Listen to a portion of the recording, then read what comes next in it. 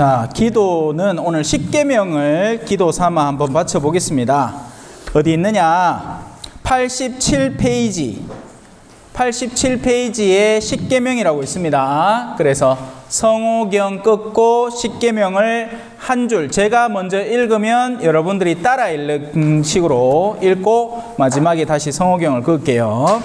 성부와 성자와 성령의 이름으로 아멘.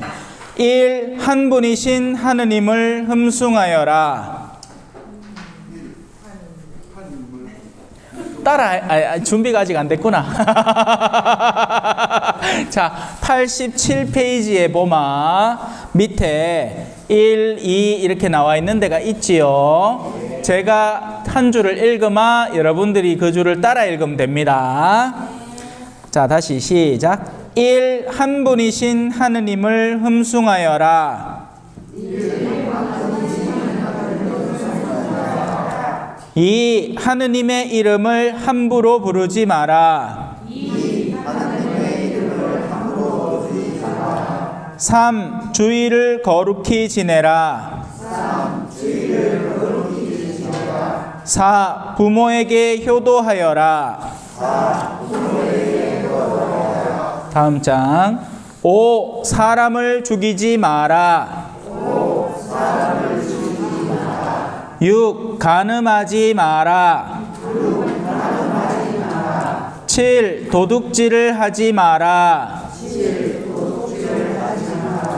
8. 거짓 증언을 하지 마라. 9. 남의 아내를 탐내지 마라. 10. 남의 재물을 탐내지 마라. 성부와 성자와 성령의 이름으로 아멘. 찬미 예수님, 오늘 축일 축하해 주셔서 고맙습니다. 축일이라는 것은, 자, 천주교 신자 우리는 이름이 있죠. 이름, 성이 있고 이름이 있지요. 네. 저는 마시고 말맞자입니다. 이름은 진우. 도움으로써 세상의 이름을 떨치라. 근데 세례를 받을 때도 이름을 받습니다. 이게 우리 천주교 신자의 독특한 점이죠. 세례명은 요셉. 천주교 신자에게는 이 이름이 더 본디 이름이다, 근본적인 이름이다 해서 본명이라고도 합니다. 세례명, 본명 둘 다 써요. 흔히 옛날 신자들은 본명이 뭐고 이래 묻고, 세례명이 뭡니까? 라고 조금 고급지게 현대적으로 묻습니다. 그래서 제 성인은 성요셉 성인입니다. 무슨 성당 이름 보면 항상 앞에 쌍이 있죠. 쌍 무슨 부르고 하는데 그게 바로 쌍또, 성인 누구누구다 해서 제일 앞에 글자 상이 항상 붙어 들어가요. 상, 비티스, 무슨 부르크 이런 거 있잖아요. 그죠? 예. 그래서 유럽에 가면 무조건 상상하는 게 다 성인이란 뜻이에요. 세인트. 자, 요셉 성인의 가톨릭 교회에서의 축일은 내일 3월 19일입니다. 그래서 사순시기 안에 유일하게 대축일로, 축일이 있고 좀 더 이제 큰 규모의 대축일이 있습니다. 좀 더 위대한 성인이나 좀 더 위대한 분들에 대한 기억. 예를 들어서 12월 25일은 성탄 대축일이고요. 요 12월 25일에서 9달 전 3월 25일은 9달 전에는 무슨 일이 일어났을까요? 잉태가 일어났겠죠. 그래서 거룩한 이름이 뭐더라? 축일 이름이 옛날에 성모 영보 대축일이라고 했는데, 성모님이 천사의 방문을 받는 날을 기념하는 대축일입니다. 네. 그런 식으로 축일 기념하는 날, 대축일이 정해져 있는 거고요.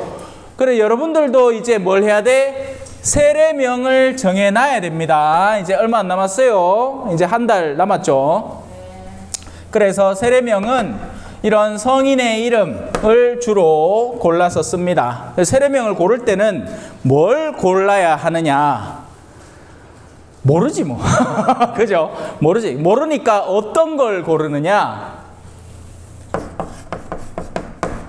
멋진 이름을 고르려고 합니다. 이러면 안 돼요. 안 돼요. 아무 의미 없어요. 이렇게 되면 오히려 엉망으로 세례명을 짓는 거예요. 세례명은 무엇을 중심 삼아 지어야 하느냐? 내가 따르고자 하는 성인의 카리스마, 영성, 추구하는 바를 따라서 그런 성인들을 찾아서 짓는 것이 좋습니다. 그래서 요셉 성인 같은 경우에는 성모님과 예수님의 가족 구성원이니까 대빵이라 성인들 중에 요셉 좋아요. 그리고 마리아도 자매님들 세례명으로 할 수 있습니다. 근데 이제 너무 흔하다는 단점이 있겠죠. 그래서 세례를 받을 때는 대부하고 대모가 필요한데요. 영혼의 아버지, 영혼의 어머니입니다. 이런 분들한테 추천을 받아도 좋고, 그래서 세례명을 미리 정해놓이소. 그 말을 그냥 잠깐 설명하고 싶었어요. 이제 코앞에 있게 렌자대가 허덕대지 말고. 자, 혼인성사로 한번 들어가 볼까요? 혼인성사.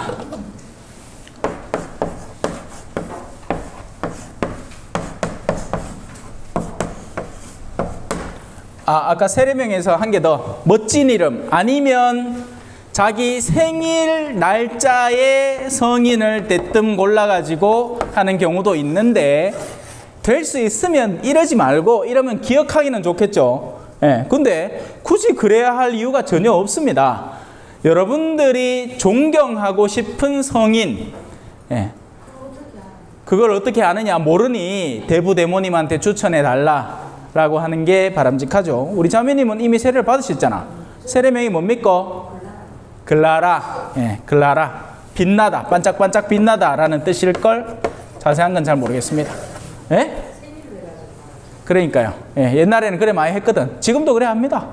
그래서 지금도 뭐 그냥 기억하기 좋게 생일에 따른 성인을 그냥 골라갖고 받기도 하고 그래요. 근데 좀 아는 분한테 가갖고 저 혹시 추천해 줄 만한 성인 없습니까? 저한테 오면 무조건 요셉입니다. 요셉이나. 근데 전부 다 요셉 되면 안 되잖아. 그러니까 각자 알아서 대부대모님한테 가시라고. 내한테 오지 말고. 자, 혼인성사 들어가 봅시다. 혼인성사를 통해서 하느님은 인간의 사랑을 축복하고 성화하십니다. 자, 성사를 쭉 배우면서 입문성사, 치유, 그리고 친교, 세례, 성체, 견진, 치유, 고해, 병자. 아, 이거 대답 잘한다. 누구? 이래 똑똑한 사람 있나? 막 대답이 술술 나오노. 자, 친교, 성품, 그리고 오늘 배울 혼인. 이 친교에 봉사하는 성사입니다. 성품은 하느님과의 사랑의 관계, 교회와의 사랑의 관계에 헌신하도록 하는 특별한 성사이고, 혼인은 가장 가족 단위의 구성원, 가장 인간 공동체의 가장 근본 구성원인 가족, 부부에 봉사하도록 하는 성사겠죠. 그러니까 사랑의 성사입니다. 사랑의 성사. 혼인성사는 무엇인가요? 혼인성사는 하느님께서 부부의 사랑을 축복하고 성화하시는 성사입니다. 성화한다는 건 거룩하게 만든다. 인간적인 수준에 머무는 것을 하느님의 수준에 맞게끔 들어높인다는 의미예요. 남자와 여자는 서로 사랑하고 출산을 하며 자녀를 교육하기로 함께 약속합니다. 자, 여기 나와 있는 요소들이 굉장히 중요한 말들입니다. 부부는 서로 사랑해야 됩니다. 사랑을 아마 아를 낳게 됩니다. 근데 이게 사랑을 해서 아이를 낳는 것과 사고 쳐서 아이를 낳는 건 전혀 다른 문제가 되기 시작하죠.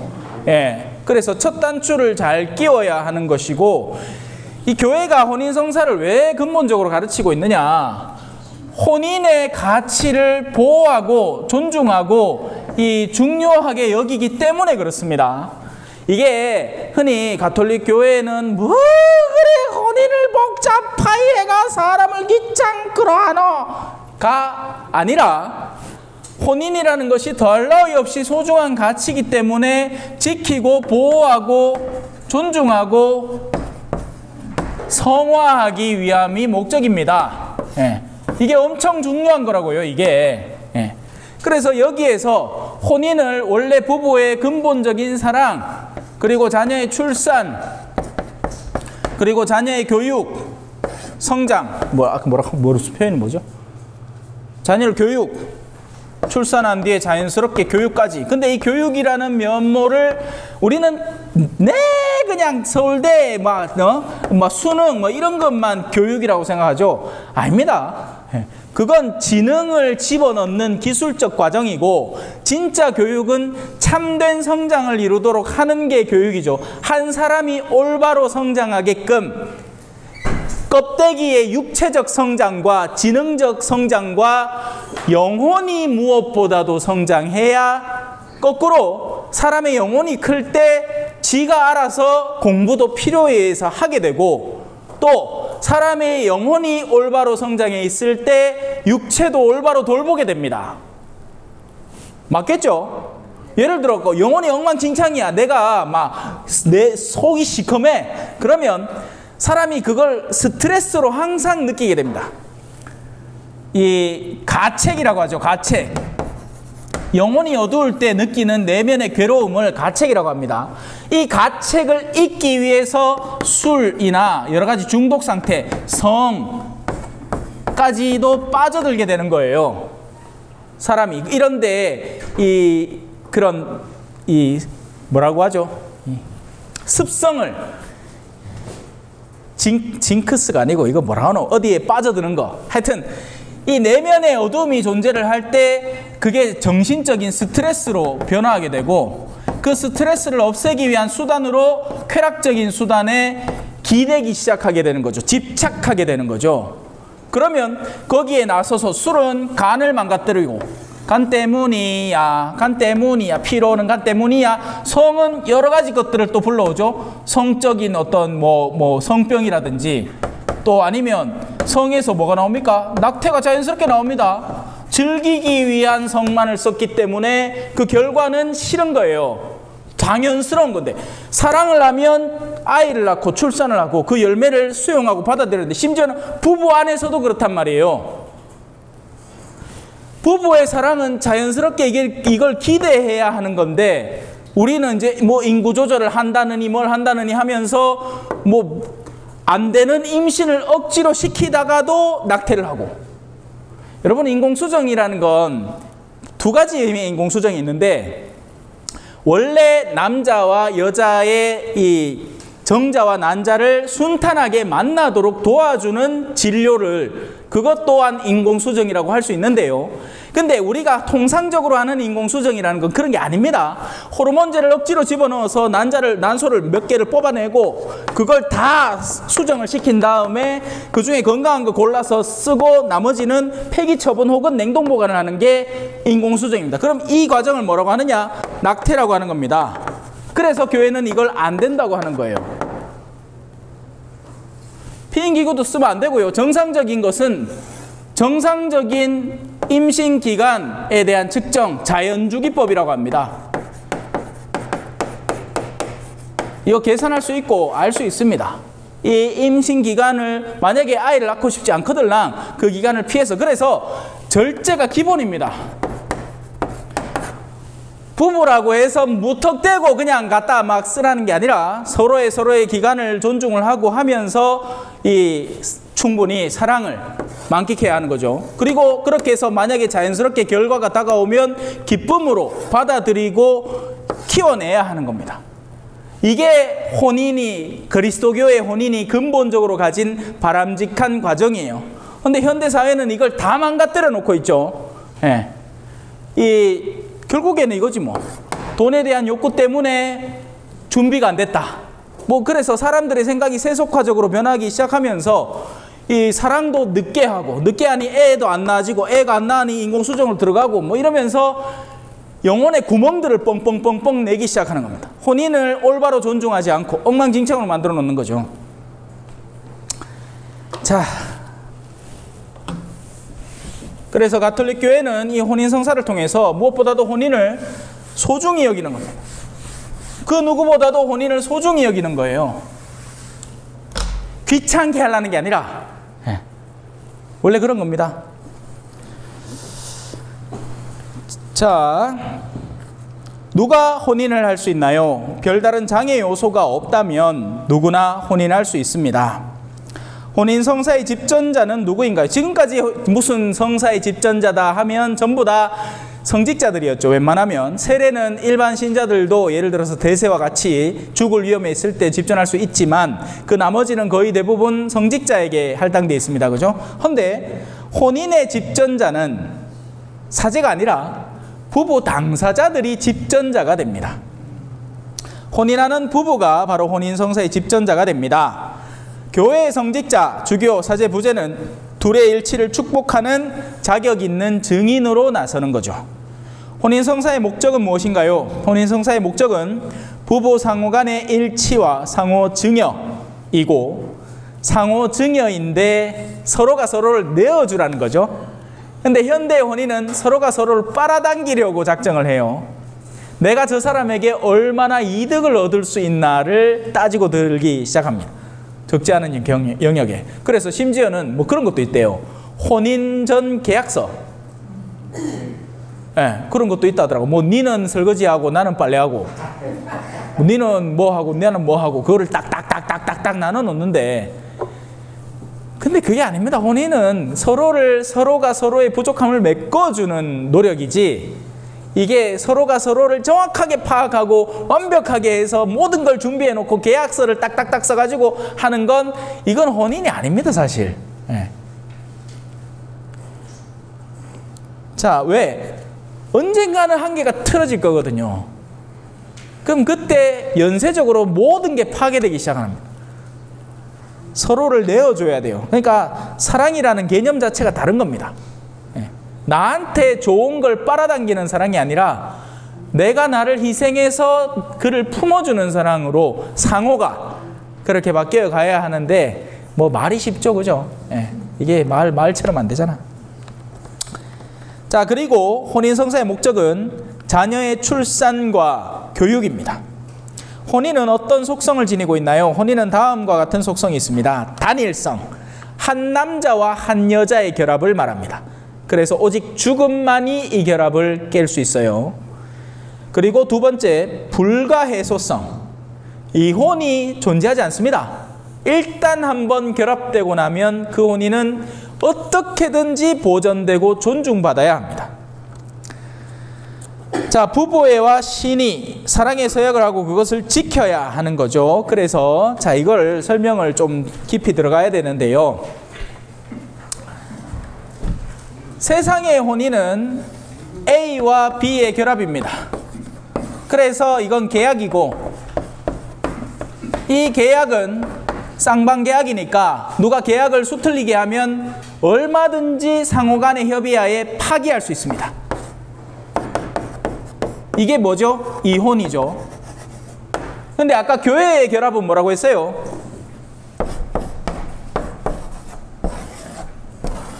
상호 증여이고 신앙 안에서 성사적인 행위를 하는 겁니다. 성사라는 말은 누가 결부되어 있다는 말이죠? 하느님이 결부되어 있다는 겁니다.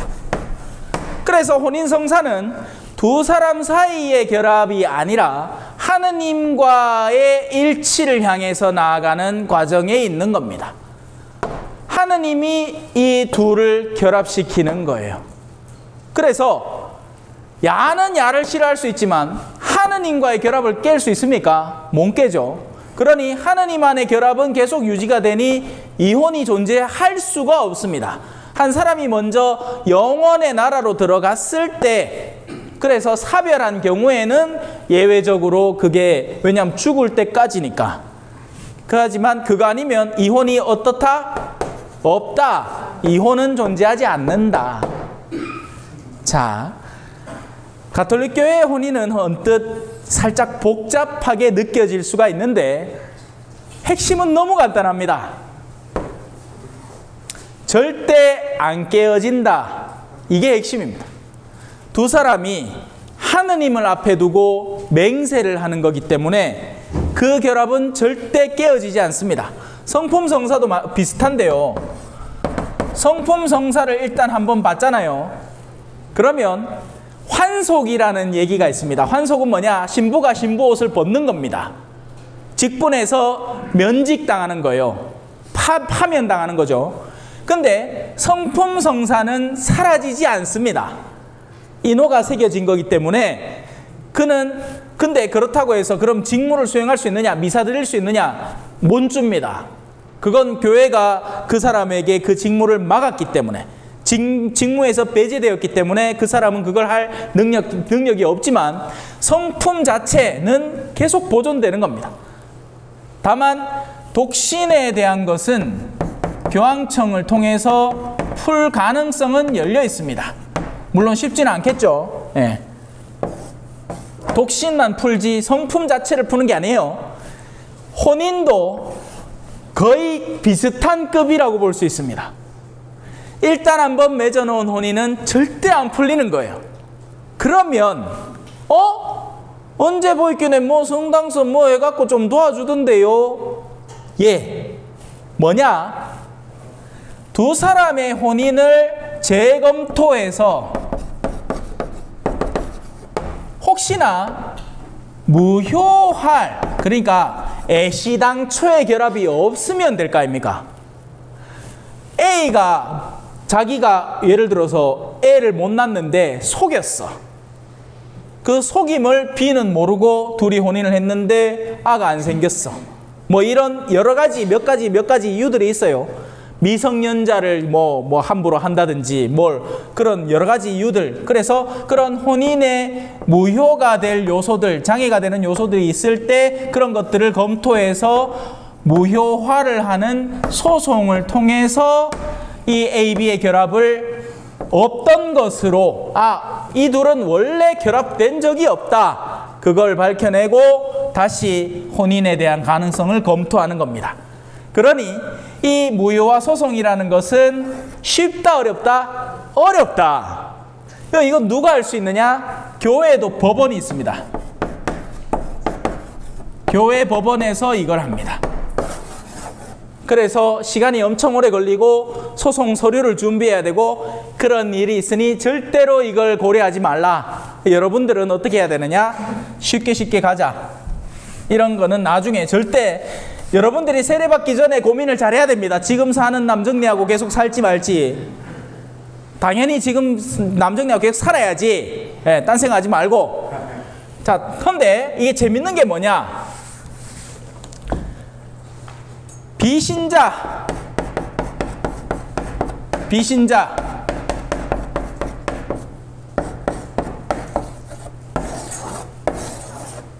결혼을 했어.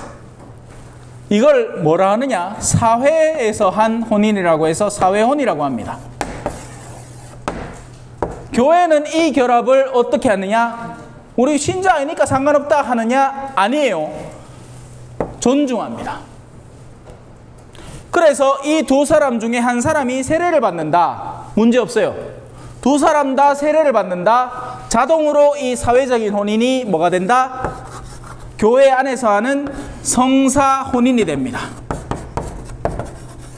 둘 다 세례를 받으면 자동으로 업그레이드가 됩니다. 끝나는 거예요. 자, 그러니 사회적으로 한 혼인을 존중합니다. 자, 이제 이 중에 한 사람이 이혼을 하고 사회적으로, 그리고 새로운 사람과 혼인을 했는데 이제 이 혼인을 교회에서 인정받고 싶어 해요. 그래서 여러분들에게 혼인 서류를 갖고 와라. 왜? 이 경우에는 정돈할 가능성이 있기 때문에 그렇습니다. 어떤 것이냐? 자, 여러분들 중에 신자인 사람, 바오로라는 사도가 신자가 되는데 다른 비신자인 배우자가 신자인 배우자와의 유대관계를 신앙 때문에 허락하지 않는 경우가 생기느냐? 그렇다면 그 경우에는 관계를 끊는 것을 허락해 줄 수 있다. 그 사람이 바오로라는 사람이고 그 바오로가 특전으로 내려준 겁니다. 그래서 이전의 혼인 결합, 왜? 사회적으로 비신자가 혼인한 그 첫 번째 혼인은 여전히 유효하니까 그 혼인에 대한 정돈을 도와주고 새로운 결합을 맺도록 해줄 수 있다는 거죠. 그러니 과거에 이혼 전력이 있다면 그 이혼 전력에서, 그래서 너무 심각하게 고민하거나 하진 마세요. 왜? 이미 떨어진 상태가 오래되었을 거니까 그걸 감안해서 바오로 특전에 대한 서류를 꾸미고 주임사제의 선에서 해결을 도와줄 수 있다는 이야기입니다. 그러니 여러분들은 지금 뭘 해야 되느냐? 이거 알아서 뭐 해, 여러분들이. 그죠? 몰라. 다만 솔직하게 지금의 상태를 꺼내놓는 겁니다. 그래야 제가 보고 나중에 문제가 커지기 전에, 왜? 세례 받자마자 혼인에 문제가 생기면 그걸 뭐라고 하느냐? 옛날 말로 조당 걸렸다라고 하는 거예요. 이걸 다른 말로 혼인에 장애가 있다라고 하는 겁니다. 예를 들어 요 두 사람 같은 경우에 아무 문제가 없죠. 예. 이제 결혼을 할 거니까. 근데 여러분들 중에 지금 관계가 이렇게 좀 복잡한 사람이 있으면 이걸 통해서 해소를 할 수 있으니 빨리빨리 준비를 해서 이 처리를 해나가면 된다는 겁니다. 그냥 솔직하게 다 꺼내놓으면 된다고. 숨기지 말고. 왜? 신앙생활은 숨기고 할 수 있는 게 아닙니다. 하느님 앞에 항상 모든 걸 맑게 꺼내고 용서받을 게 있으면 용서받고 해결할 게 있으면 해결을 하고 그리고 난 뒤에 해야 되는 거니까. 아시겠지요? 예.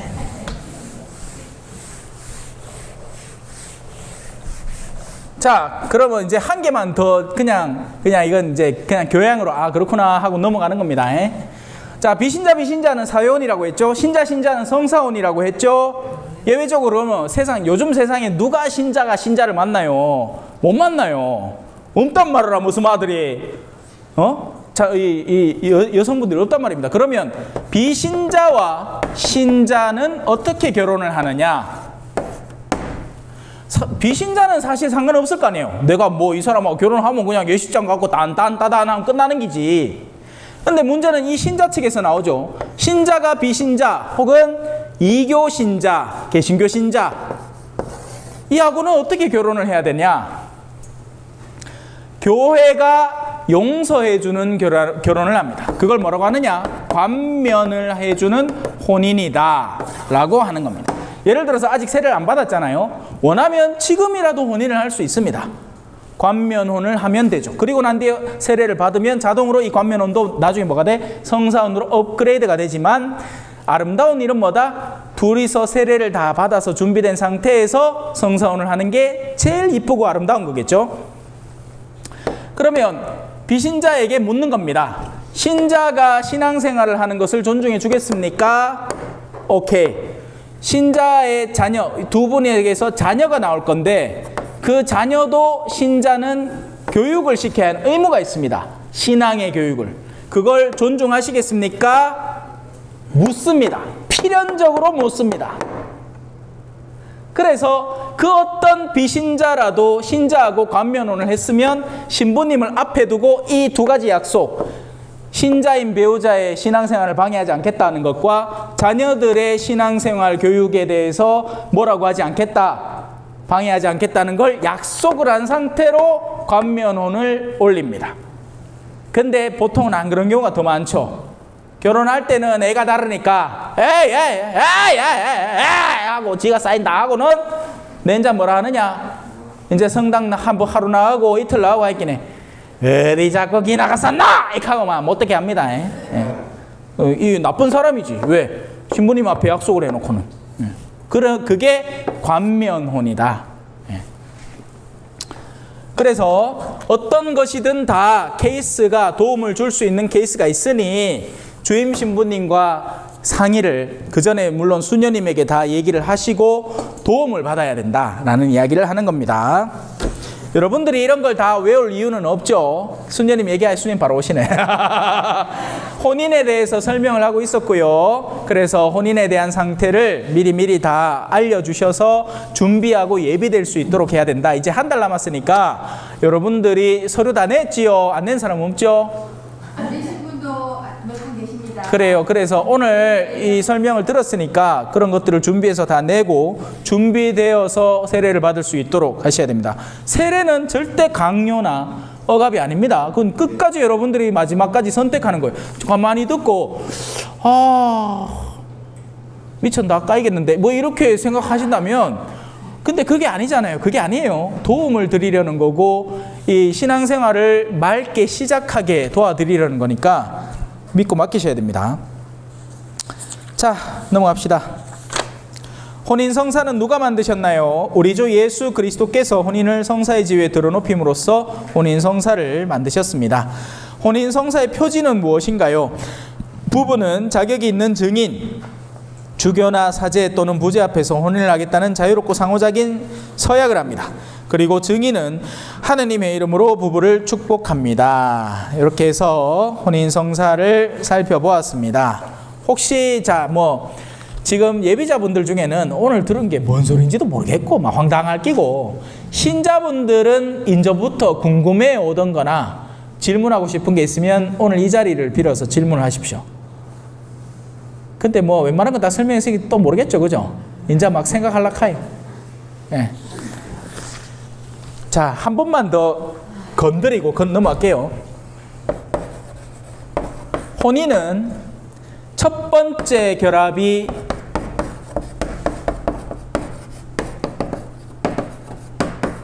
이게 제일 우선이고 중요하고 그러니 사회적인 사회온도 비신자 사이에 이루어진 거라면 첫 번째 결합이니 중요하고 또 관면혼도 그렇고 성사혼도 그렇습니다. 자, 관면혼도 거의 성사혼급이기 때문에 이것과 이것은 절대 깨어지지 않습니다. 문제가 있다면 이제 무효와 소송으로 들어가야 되는 거고 교구 법원에 도움이 필요하죠. 하지만 사회혼이라면 한 사람이 세례를 준비하면서 이 도움을 줘서 새로운 사람과 새롭게 결합이 되어 있는 상태라면 이걸 먼저 파기하고 바로 득전으로 그리고 이 혼인에 대한 축복을 거행하면 됩니다. 아니죠. 그냥 세례를 받으면 자동으로 관면, 예를 들어 신자하고 결혼했으면 이제 성사혼 둘 다 이 사람은 고해성사 보고 이 사람은 그냥 세례를 통해서 죄를 씻고 신자가 됨으로써 성사혼이 되는 거고 하여튼 복잡해. 내가 설명을 하면서도 복잡해요. 그러니 여러분들은 그냥 믿고 수녀님에게 솔직하게 다 서류 제출하시고 하면 수녀님이 1차적으로 검토하고 모르는 건 저한테 묻고 그리고 다 도움을 줄 수 있다. 자, 이제 십계명. 십계명 지난번에 안 들어갔어요? 처음에 할 때? 자, 십계명. 십계명 제일 첫 부분을 했다고요? 아니면 지난 시간에 뭐 잠깐 건드린 것 같은데 아닌가? 첫 부분 좀 했죠?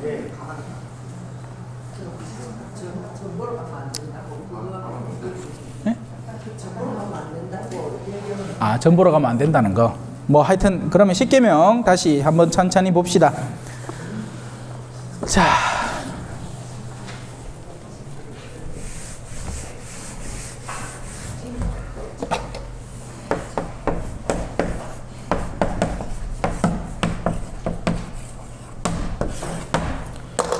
당연히 10가지의 지켜야 할 계명들을 말하는 거겠죠. 십계명은 하느님께서 인간에게 살아가는 동안 선의 길을 따라 걸으라고 주신 계명입니다. 이는 어디로 가야 할지 가르쳐주는 교통신호와 같은 것입니다. 십계명은 우리에게 무엇을 해야 하며 무엇을 하면 안 되는지 가르쳐줍니다. 그래서 여러분들이 나중에 이제 고해성사를 갔을 때 우리 형제님이 잠깐 물으신 적이 있잖아요. 고해는 뭘 고백해야 됩니까? 라고 물으셨는데 그 내용의 가장 기초가 되는 것들이 바로 십계명을 바탕으로 십계명에서 어떤 부분이 어겨졌는가, 십계명이 충실히 지켜졌는가를 가장 기초적으로 보시면 됩니다. 모세가 이 계명이 새겨진 돌판을 시나이 산에서 받았습니다. 하지만 하느님께서는 우리 각자의 마음에도 이 계명을 새겨 주셨습니다. 들어보면 모르는 것도 있겠지만 예를 들어서 도둑질하지 말라라는 걸 모르는 사람이 어디 있어? 거짓말하지 말라라는 걸 모르는 사람이 어디 있어? 부모에게 효도하라라는 걸 모르는 사람이 어디 있겠습니까? 그죠? 그래요. 그러니 다 알고 있는 것, 우리 내면에 사실은 존재하는 것입니다. 그래서 처음에 계명들만 몇 가지만 짚어내면 나머지는 사실 거의 다 알고 있는 것들이죠. 한 가지 교양으로 말씀을 드리면 우리 가톨릭 교회의 십계명은 아우구스티누스 성인의 분류법을 따라 이걸 취하는 겁니다. 그래서 흔히 개신교를 오래 다니시던 분들은 천주교 저거 마음대로 만들어낸 십계명을 한다라고 오해를 많이 삽니다. 하지만 그렇지 않고요. 이제 개신교는 항상 우상이라는 것에 굉장히 민감하고 우리 가톨릭 교회가 가지고 있는 풍부한 영적인 보화들, 성상에 대한 공격이라든지 이런 것들을 우상 숭배로 치부하면서 가톨릭은 그런 것들을 변명하기 위해서 십계명을 자기식대로 바꾸었다라고 하는데 그게 아니라 개신교가 나기도 훨씬 전에 아우구스티누스 성인께서 분류하신 분류법으로 우리는 존중하고 따라가는 겁니다. 네. 그래요.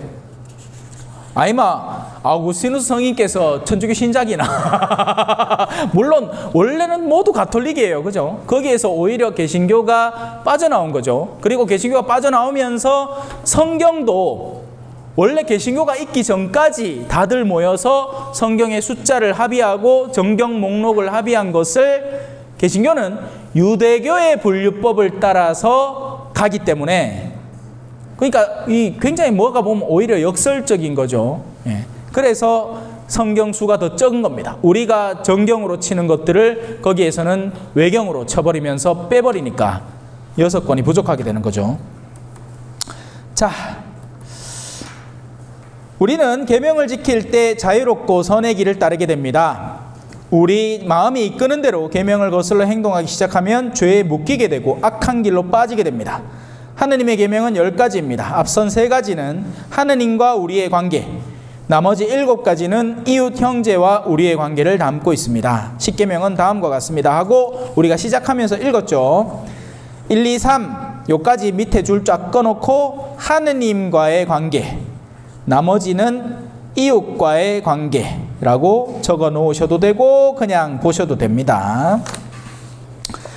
자, 예수님께서 이 10가지, 다음 장입니다. 이 10가지 계명을 이렇게 요약했습니다. 내 마음을 다하고 목숨을 다하고 정신을 다하여 주 너의 하느님을 사랑하여야 한다. 그리고 내 이웃을 너 자신처럼 사랑해야 한다. 그리고 최후의 만찬 때에 내가 너희를 사랑한 것처럼 너희도 서로 사랑하여라 하고 우리에게 가르쳐 주셨죠. 그러니 십계명은 사실 모두가 사랑이에요 이걸로 끝이야. 사랑을 하면 그러니까 자, 이 의자에 다가서려는 사람은 열심히 의자 앞으로 나가면 됩니다. 그죠? 근데 이 의자에서 멀어지려는 사람은 한계가 필요할 거예요. 왜? 의자에서 필요 이상으로 멀어지면 낭떠러지가 있기 때문에 자기가 죽어. 그런 사람에게 뭐가 필요해? 울타리가 필요해요. 그죠? 울타리라는 건 벗어나려는 사람에게 필요한 겁니다. 우리가 전부 다 서로를 존중하고 속도를 지키면서 운전하고 하면 신호등도 필요 없고 과속 카메라도 필요 없어요. 그거 왜 필요해? 틈만 나면 지가 먼저 가려고 샹 달리는 사람을 위해서 신호등이 있는 기고, 왜? 안 가면 둘이 갖다 쳐박을 거니까. 안 가고 사거리마다 조용히 다가와서 왼쪽 오른쪽 보고 누가 지나가나 하고, 누가 지나가려고 하면 먼저 가 있어 하고, 그렇게 해서 하면 신호등이 왜 필요해? 과속 카메라가 왜 필요해? 샹 달리를 하이 막 차를 막 미친 듯이 가속도를 내갖고 막 의야든둥 막 5분이라도 빨리 가려고 하다가 막 평생을 빨리 가쁘죠, 그죠? 그런 사람한테 카메라를 달아놓으면 아이고 35,000원 가면서 멈춘단 말입니다. 그러니 규율이라는 것, 법이라는 것은 사실은 사랑에서 멀어지려는 사람에게 필요한 장벽이에요. 사랑하려는 사람에게는 이게 사실 필요가 없습니다. 그러니 여러분들도 신자가 되고 난 뒤에 하느님을 많이 사랑하는 사람은 여기에 저촉될 일 없이 살아갑니다. 근데 하느님에게서 멀어지려고 하면서 나쁜 마음을 먹는데 적어도 여기에서는 멈춰라 라고 선을 그어주는 게 이 10가지 10계명 울타리가 되는 거죠. 세례를 덜렁 받아 놓고는 성당 나가기 싫어, 귀찮아 죽겠어, 성당을 매일같이 나올 필요는 없다, 최소한 요것만 나와라, 그래도 주중에 한 번은 기억을 해도 라는 게 주일 미사가 되는 거고요. 그거 아니고 나 하나님 너무 좋아, 하나님 맨날 보고 싶어, 틈만 나면 성당 나가고 싶어, 그 사람한테 주의를 지키시오라는 게 의미가 있어요, 없어요? 없어요. 물론 여러분이 그래야 되진 않을 거예요. 될 수도 있지. 자, 이해했죠? 계명이라는 것은 틀이고 울타리입니다. 자, 1계명으로 들어가 봅시다. 1, 제목같이 읽읍시다. 시작. 한 분이신 하느님을 흠숭하여라. 이 계명은 하느님께서 내 삶에서 가장 중요한 분이라는 것을 가르쳐 줍니다. 왜냐하면 그분은 지혜와 사랑으로 나를 만드셨고 나의 아버지이시며 그분의 거룩하신 아드님으로 나를 구원하시고 성령으로 나를 거룩하게 만드시기 때문입니다. 사실 예전에 이제 예비자 교리를 시작하면서 하늘에 계신 우리 아버지 설명하면서 다 한 이야기입니다. 하느님께서는 나에게 무엇을 바라실까요? 하느님께서는 내가 그 무엇보다도 그분을 사랑하고 완전히 신뢰하기를 바라십니다.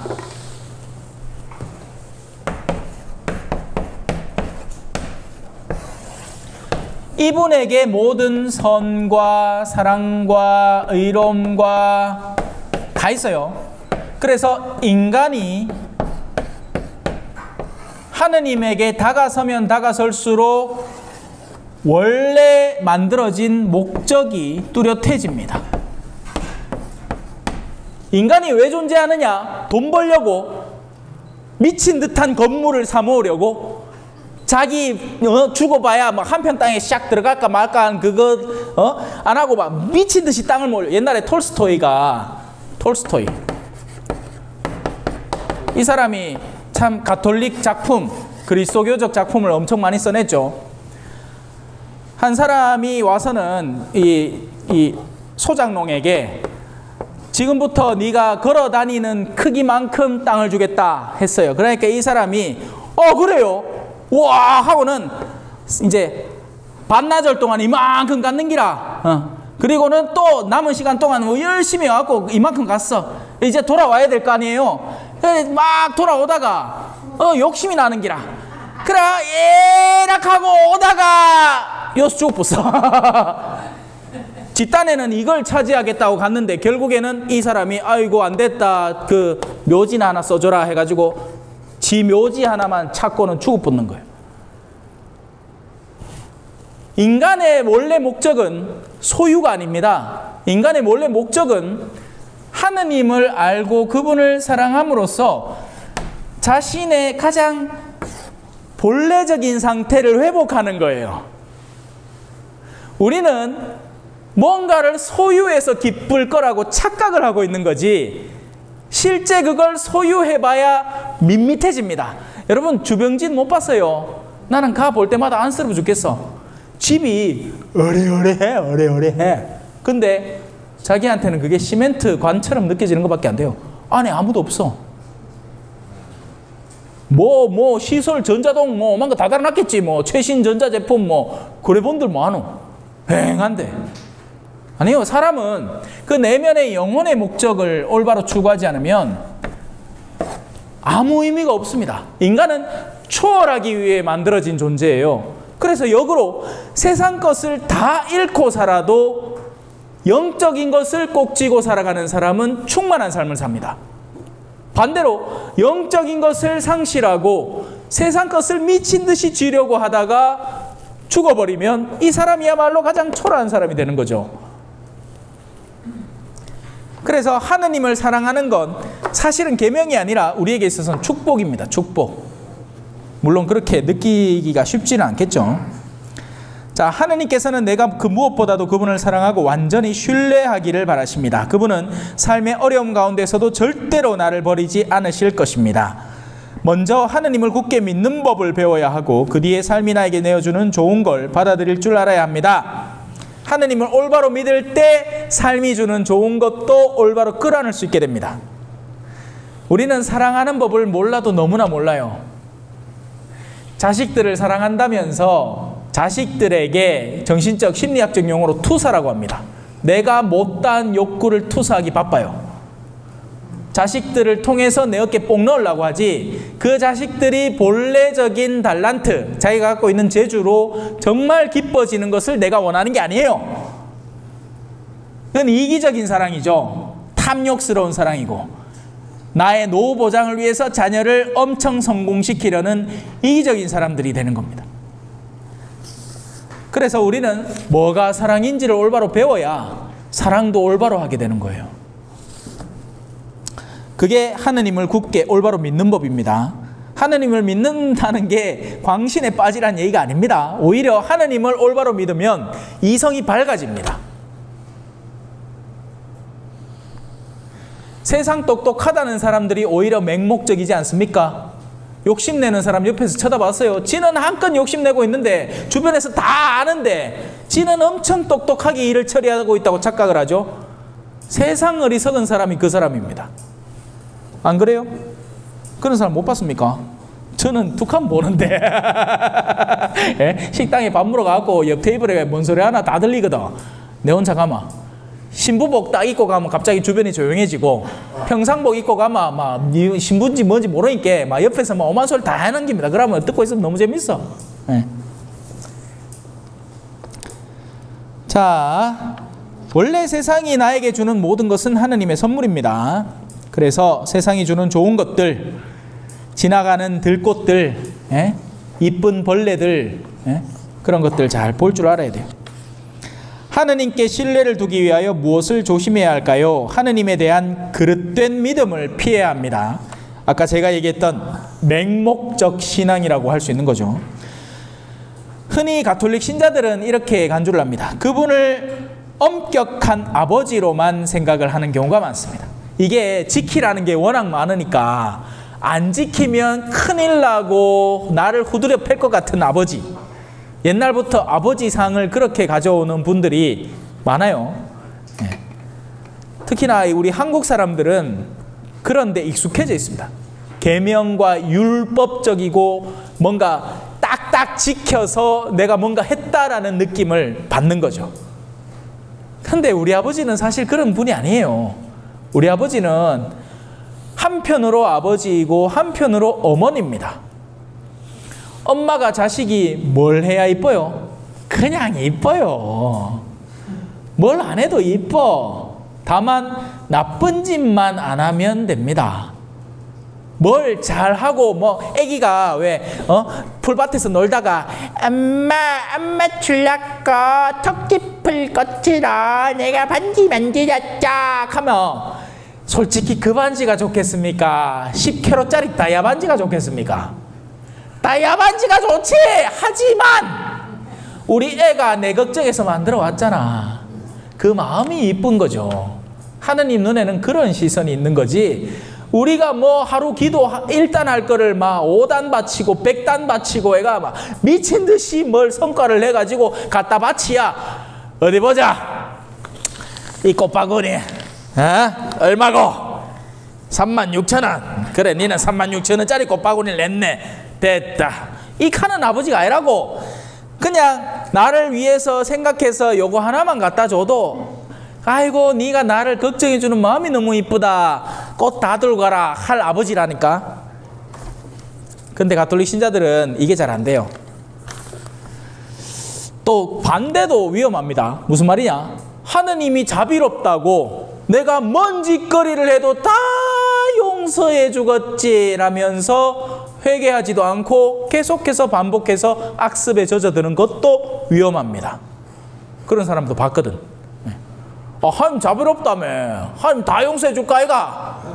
내가 뭐 세장가를 5번 가든지 6번 가든지 이 여자하고 놀아나든 저 여자하고 놀아나든 내가 뭐 누구를 뭐 지기든 거짓 사기를 치든 돈을 엄청 해먹든 낸자 다 용서할까 아이가? 아닙니다. 여러분 착각하시면 안 돼요.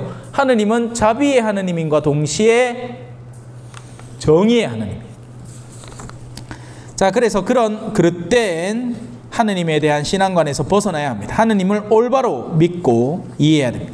하느님은 그런 분이 아닙니다. 물론 그분은 우리가 매일의 삶 속에서 선을 실천하기를 바라십니다. 또한 다음과 같은 일은 절대적으로 피해야 됩니다. 자, 마술이라는 건 여러분 손재주 갖고 마술하는 게 아닙니다. 따라다라단 딴 따라다라단 딴 따라다 따라다라단 이거는 손재주고, 이거는 그냥 눈속임을 통해서 엔터테인먼트, 우리 즐거움을 추구하는 행동이고, 마술이라는 건요 이런 거예요. 제가 남미에 있을 때 갑자기 한 20살 약간 넘은 청년이 아프다고 저를 찾아왔어. 가족들이. 근데 원래 성당을 다니는 사람들이 아니야. 세례는 다 받았지. 남미는 가톨릭 국가니까. 찾아왔어. 왜 아프노? 왜 아프노? 해갖고 이제 이 면담을 했어요. 하니까 나중에 가족들이 나한테 살짝 고백을 하는 게 뭐냐? 얘 베개 밑에 책이 하나 있는데 그게 뭐냐? 백마술 책이에요. 백마술은 어떤 거냐? 내가 누군가의 마음을 사로잡기 위해서 주술적인 행위를 하는 걸 백마술이라고 하고, 흑마술은 뭐겠어요? 내가 누군가 쫄딱 망하라고 저주하는 거. 왜 우리 일본 사람들이 집신 인형 만들어갖고 못 땅땅 받고 이런 거 있잖아. 이런 저주의 행위는 흑마술이 되는 겁니다. 이런 것들에 기대는 것 자체가 어마어마한 계명을 거스르는 행위가 되는 겁니다. 우리는 하느님 안에서 어디든 자유롭게 갈 수 있는 거예요. 이번에 영화가 희한한 게 하나 나왔습니다. 검은 수녀님이라고. 그거 안 보신 분이 있으면 절대로 보지 마세요. 일단 재미가 없어. 너무 재미가 없어. 거기에다가 이거 뭐 수녀님을 너무 욕되게 그려놨어요. 가톨릭에 대한 이미지를. 아마 내 생각에는 감독이 의도적으로 그렇게 왜 엉망진창인 걸 막 해갖고 막 이 사람들한테 입소문이 나도록 가톨릭 신자들이 막 성질 내갖고 막 하도록 하게 만든 게 아닌가 의심스러울 정도야. 일단 영화가 너무 재미가 없는 데다가 그래도 나는 이제 가르쳐야 되니까, 그런 것도 있더라는 것을 보고 가르쳐야 되니까 보기는 억지로 봤는데, 거기에는 온갖 주술적인 걸 다 짬뽕 시켜놔가지고 마치 그 수녀님은 멋있어. 신세대 수녀님이니까 이것도 하고 저것도 하고 다 해도 되는 것 마냥 그려놓았어. 절대 아닙니다. 그건 일계명을 정면으로 거스르고 있는 아주 악독한 짓을 그냥 미화화해 놓은 것에 불과합니다. 속지 마세요. 자, 그게 마술입니다. 악마적 존재를 통해서 특별한 것을 얻는 일. 주술, 악마적 존재의 도움으로 사건이나 사람의 의지를 바꾸는 일. 타로, 이것도 안 돼요. 젊은 사람들은 그게 마치 유행인 양. 심지어 그 영화에도 막 수녀님이 타로 카드 막 보고 앉았고 막, 야, 이 사람들이 제정신인가 싶을 정도로더라니까. 카드를 통해서 미래를 알아보려는 일. 미신, 사물들의 마술적 성격을 부여하는 일과 그 밖에 여러 가지 종류들, 사주, 점, 운세, 철학관도 마찬가지입니다. 철학관이 철학을 하는 데가 아니에요. 예, 역시 미래를 점쳐주고 운수를 따져주고 하는 거예요. 우리는 하느님의 자녀로서 자유로운 사람들입니다. 동서남북 어디나 갈 수 있어요. 근데 이런 데를 가면 뭐라고 하느냐? 어디 보자. 당신은 오늘 동쪽에서 귀인을 만날 거야. 이렇게 사. 그러면 거기서 누가 오나 싶어갖고 서쪽, 북쪽, 남쪽에서 다 오고 있는 소중한 사람들을 다 놓쳐버린단 말이에요. 제가 어떤 케이스를 봤냐면 천주교 신자 엄마야.